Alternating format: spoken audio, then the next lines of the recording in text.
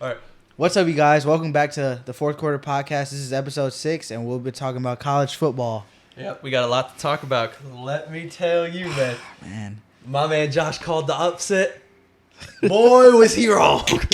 Boy, was he wrong. Colorado, bro. It was a tough...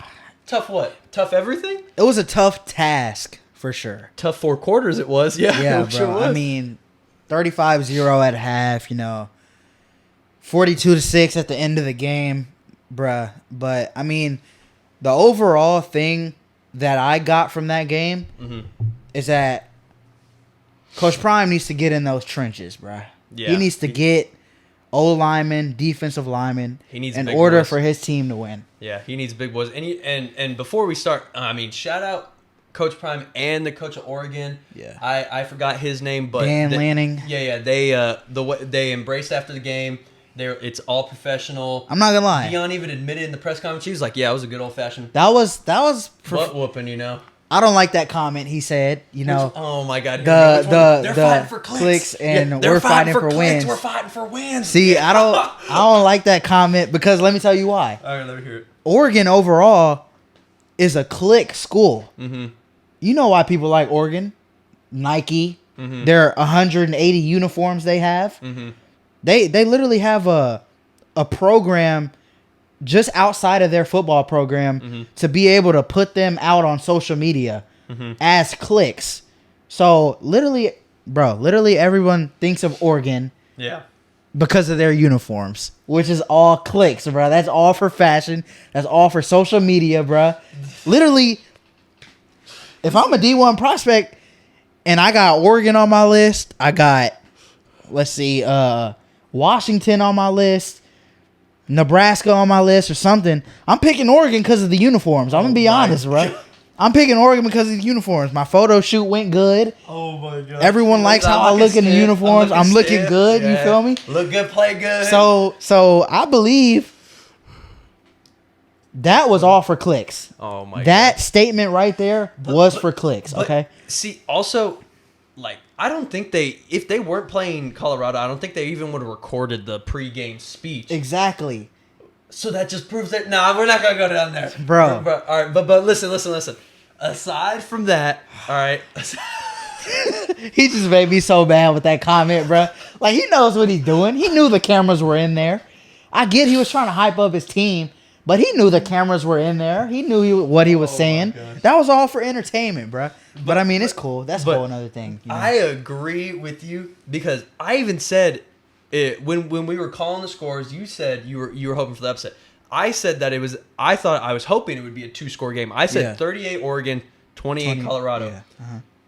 Man, I was close to Oregon's score. Yeah, I was not close to Colorado's score though. At all. But I told you, I said the difference maker is going to be those big boys because the Oregon is really a trench heavy school. It's always been, and with their quarterback, it's always been their priority was the quarterback and the 5 guys to protect him. That's how it was with Justin Herbert. That's how it was with Marcus Mariota. Yeah. That's how it is with Bo Nix. So I knew the trenches were always going to be deep, and because you also got to think. Iron sharpens iron in practice. Those big boys, the D linemen, right? They're going against some of the best 5 big guys that you can get in college football. You know what I mean? Obviously, outside of Georgia, Ohio State, and stuff like that. So I knew it was going to come down to the trenches because you also got to think when it comes to recruiting, every skill position player wants to play for Dion. Yeah, for sure. That's why I think Colorado is going to be great going into the next 2 to 3 years. Yeah. But it's hard for Dion to really, maybe after this year, but going into this year when it was nothing but just hype and no facts or stats or being able to show that, he didn't really have a way of recruiting these big O linemen, big D linemen, the trenches, like you said. Yeah. Want them to want to go there and play for him. Aside from the skill position, obviously he has the tape to show why every skill position would want to play there, right? Yeah, for sure. And then quarterback's his son; he has to play for, right? You know what I mean? Yeah. So it's after this year with how hot they started, depending on how they finish the season. Yeah. No matter how they finish the season, honestly, I think just these games are enough alone to get want to get more people to play for Dion after showing what he can do. Just the atmosphere alone. That's what I'm saying, because everyone sees it's so much publicity now. From Dwayne Johnson, Offset being there, Kawhi Leonard, everyone's gonna want to play for him. They're gonna get some big boys after this year. I can't wait to see what they do next year, but we knew that was gonna be the difference maker going in this game. I mean, from the jump, I mean, just that first drive for Bo Nix and Oregon, they couldn't stop the run game. I mean, they got in the end zone within 2 minutes. Yeah, and just off of 4 plays alone, it was. I knew it was going to be a tough game. I thought they were gonna, figure out how to stop the run game. But if they couldn't stop the run game or the pass game. That's the thing. It's a completely different game if they have Travis Hunter. Yeah. By the way. Mm-hmm. I mean, they had a 5-star true freshman out there who didn't know what he was doing. Mm-hmm. And I saw Dion said something about that in the post-game interview. Yeah. But it's when you are getting gashed by the run game as much as they were, it's hard to also stop the pass but stay prepared for the run, because they either have to start biting on every handoff, or B, put more people in the box, right? You might have to start running a 4-3 or a 3-4 and blitz the outside linebackers off the edge just so you can start getting some pressure. Yeah. But what Colorado likes to do is they like to have more DBs because that is what their strength is. Yeah. So having all those DBs out there and not as many people in the box, like I said, either running a 4-3, 3-4, whether it be a bear, right? Anything where it's really front seven heavy is not their strength. They had to start doing that. And in doing so, with Travis Hunter being out, right, their number one corner, because Shiloh can be good, obviously, right? He's just not to Travis Hunter's level yet. Travis Hunter would have been a big difference maker, because then they might have been actually able to sacrifice putting more people in the box and having less DBs if it meant Travis Hunter, Shiloh were on the edge, right? And then obviously there are 2 safeties over the top. Yeah. So it's hard. And then you also got to think about the play action. I mean, if they start, like I said, they start biting at every handoff. That's what happened, because when they bit on the handoff, Bo Nix was throwing it. Yeah, throwing it over the top. And Bo Nix has got an arm on him, too. Yeah, he was killing him. He better. I mean, he's been playing college football for about 7 years now. So, so he better have a good arm, but he does on him. So that's really all you need from a quarterback when the run game is that good, right? Just to not make dumb turnovers happen, right? And that's exactly what Bo Nix did. He did exactly what the game plan called. They knew going in there the run game was going to be great. It called for play actions, right? Bo Nix over the top. Man, when they started biting, and they still, at the end of the day, like you said, no answer for the run. Yeah, at all. Yeah, Oregon definitely came to play both offensively and defensively, because, I mean, Shedeur got sacked 7 times. Yeah, and so that just comes down to iron sharpening iron, like you said. Now, I believe if they had the line to protect him, he could have got off more balls, And he got pressured 20-something times and sacked 7. That's not what you want to see. I mean, the O linemen are definitely gonna get something. But this loss, it wasn't really a shocker to me, because you know that Bama-Alabama game, that was a shocker for Bama losing, right? Yeah. This game, I mean, Coach Prime has been there for 9 months. Dan Lanning has been there for a year and a half now. And look at this. Dan Lanning came to Oregon last year, right? Okay. They played Georgia and lost 42-3. No one's talking about that was his first game as an Oregon head coach, right? His first big game as an Oregon head coach, right? This is Colorado's first big game, right? And I wouldn't say big game, because all their games have been big, but I would say against first competitive, that's what it is. Yeah, that's now, what it works. Now, what I don't get is how no one's talking about Dan Lanning's 42-3 or 42-6 loss, right? But since Coach Prime is Coach Prime, right? He's getting all the backlash, all the publicity, the negative side of it, and that comes into that comment Dan Lanning said. That's why I don't really. I don't really like it, because you got smacked last year, bro, 42-6 against a Georgia team. I mean, bro, Oregon's not gonna make it to no dang national championship. I guarantee you that. They got 8 way better teams in front of them. Yeah. And I mean, it was just Oregon's good, bro. They're good, but yeah, they're gonna be at that good mark for a while. They're not gonna be at the elite. Yeah, they're not gonna be at the Georgia, the Ohio State mark, even the Alabama mark. Mm-hmm. Alabama's still way better than them for sure. Yeah, and I don't care how far Alabama drops in the rankings. Mm-hmm. Because they'd still be able to beat a handful of people above them. Yeah, with Oregon being one of them. Mm-hmm. I mean, Washington's beating Oregon. I was just about to bring up Washington. For sure, bro. Washington is my absolute sleeper now to make a natty push because the quarterback is playing some of the best football I've ever seen. That's what I'm saying at a college football level. And if I pull up the scores right here from this past weekend, we're going to see like a lot of not so surprising games. Yeah. But obviously the most shocking game. Definitely the Colorado and Oregon just because of the level of blowout that it was. Mm-hmm. But there really wasn't much that we didn't expect to see. You know Washington won 59-32 to California. What was the score you said? 59-32. Okay. So, I mean, being able to drop 59 is just crazy, insane. Right? I mean, not to mention their receiver, bro, who plays receiver and punt return. I mean, every time he got the ball, a play happened. Literally. Yeah. It was crazy, bro. And that's really what you just need for young quarterbacks in college, right? Especially ones that are trying to make a name for themselves. The best thing to do for development is get them a star player, right? A true star, like just a freak athlete, right? Mm-hmm. Either a crisp route runner, someone insanely fast. Because at college, really, we've seen it where speedsters like John Ross, for example, right? Where it just comes down to speed, where he obviously clocked the fastest 40 time ever at the combine.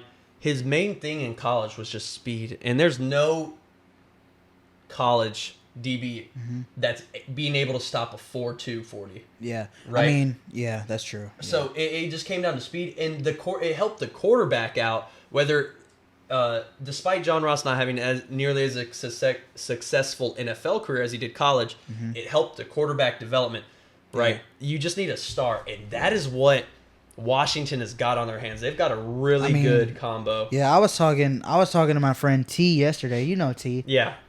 We were arguing about who's the best conference right now, and we were talking about it's for sure Pac-12. I was about to say if you don't say Pac-12, because I mean you got Oregon, you got Washington, you got Oregon State number 16 right now. Mm-hmm. You got USC of course. Mm-hmm. UCLA is not bad. Mm-hmm. UCLA is ranked, isn't Arizona, it? Yeah, UCLA is ranked. Arizona State, they just put up a fight against USC. You know. Mm-hmm. I mean, that conference all around is sheesh, bro. It's insane, bro. Yeah. Now, Washington is definitely the Pac-12. It's crazy, bro. After that, I really couldn't. Maybe you go. I'm gonna go SEC after. I was gonna. Yeah, I would say that. You know, SEC is always gonna be up there because of the names for sure. Yeah, for sure. Between the ACC and the Big Ten, though, I wouldn't be able to pick. Probably the ACC though, just because they literally have Florida State and Clemson. Yeah, exactly. That's really all. But the Big Ten has Michigan and where'd they go? Penn State. That's something. Mm-hmm. You know what I mean? Now has your Pac-12 is definitely. I'm with you. Now has my college football playoff top 4 has changed over this past week for sure. Mine has. Now let me tell you. This, I don't think you watch Penn State that much, but no, I haven't watched them since Penn State is sitting at number 6 right now. Mm-hmm. They might be able to squeeze their way into the top 4. I haven't watched Penn State since last year because Parker got drafted. This year, so I didn't watch them this much. I'm not gonna lie. Georgia is gonna stay in there for sure. Mm-hmm. They're not playing nobody. Yeah. But Michigan, even if they did, realistically, yeah, even if they did, they're gonna win. Kudos, yeah, that's what I'm saying. Texas is, as much as I hate Texas, bro, they're gonna stay in there all year. They're gonna stay in there all year. Yeah, 38-6 win over Baylor. Now, what I think is gonna happen is Ohio State is gonna drop. Mm-hmm. Michigan is gonna drop. You think Ohio State's gonna drop? Like how much? How much are you talking here? Not over 8. Okay. Not over 8. Over 8.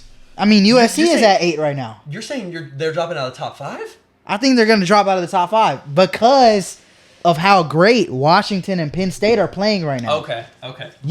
But you're telling me if. And then you got your team. Like, if they don't, like, you're telling me if Ohio State and Penn State played head to head, Penn State's winning. I swear on my life. Bro. I was just talking to T about this yesterday, bro. Bro, Penn State looks good, bro. They look great. That good? Okay, but I can't. Look, I'm in awe, but I just can't talk about it because, like I said, I haven't watched much since Parker ain't there this year. I mean, the atmosphere alone, bro. Penn State's always had a good atmosphere from when Micah Parsons was there. From when Parker Washington was there. Yeah. Saquon, even when Saquon was there. It started when Saquon got there, in my opinion. I mean, bro, Sexy Red was at the game, bro. I did see that. Who does Sexy Red know up in Penn State, bro? Who did she take a picture with? I don't know, bro. I don't even know. No, that was at the Eagles game. She went to the Eagles game. That was with Sauce Gardner. That was the Eagles. Or the Jets, sorry. But I mean, who does she know in Penn State, bro? They trying to get like Colorado, bro, with all the celebrities at the game, bro. But look, you know that Ohio State Notre Dame game was crazy. Ohio State pulled it out. Now look, Penn State plays Notre Dame and Ohio State. Mm-hmm. Now let me tell you. Wait, really? Yeah, if Penn State wins both of those games, I would say either. Penn State is in top 4. Oh wait, they're in top 4. So we're gonna see because, like you said, oh, they play at Ohio State. That's huge. Yeah, that is huge. Yeah, that is huge. I'm not gonna lie to you. But they play Notre Dame at Penn State, I believe. Is it? Dang, they play Michigan. Yeah, they play Michigan too. At Penn State, though.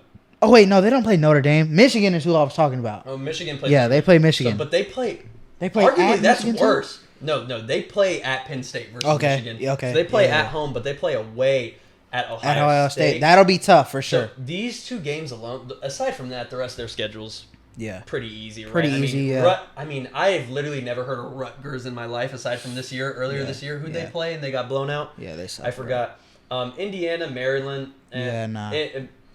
Michigan State, nah. I'm not even worried about them, bro. Exactly. So it's really Michigan, Ohio State. If they win either of these games, right? Yeah. If they somehow won both, obviously they are top 4 ranked, and it's without a shadow of a doubt. And I think they'll be right at number 4. I don't think they're going to get into that 3 or 2 spot. That's if they beat both of these teams. If they only manage to beat one, I still think that they could be top 5. Yeah. Right. It would obviously just depend on, like you said, Texas, Florida State, I meant, and Michigan, Ohio State. It would depend on all their records. But now Washington still be there. Washington has a bye week this upcoming week. Really? And then they play Oregon after that. So that's the game. Are you hoping that Washington's going to get I'm hoping Washington gets that get back on Oregon, bro. Because Oregon is not like that, bro. I mean, Bo Nix is great. Don't get me wrong, bro. He's a Heisman talk quarter candidate, you know. But I mean, Washington, bro. If they got Oregon, Stanford. In my opinion, Michael Penix. Bro. He's just. I mean, he's gonna outdo every quarterback that they're playing right here for the rest of their schedule, except maybe Caleb Williams. Whoever wins that, honestly, is going to be the Heisman winner, in my opinion. See, that's the thing with Colorado and USC this weekend. If Shador happens to beat Caleb Williams, if they pull it out, I feel like his name is going to be back in the convo. So sure. the thing is that they're not going to get the USC's O-line is just as good, if not better, than Oregon's O-line, but their D-line is not as good as Oregon's D-line. USC got no defense. Yeah. So what I'm saying is Shador might be able to ball out. It might just come down to a shootout.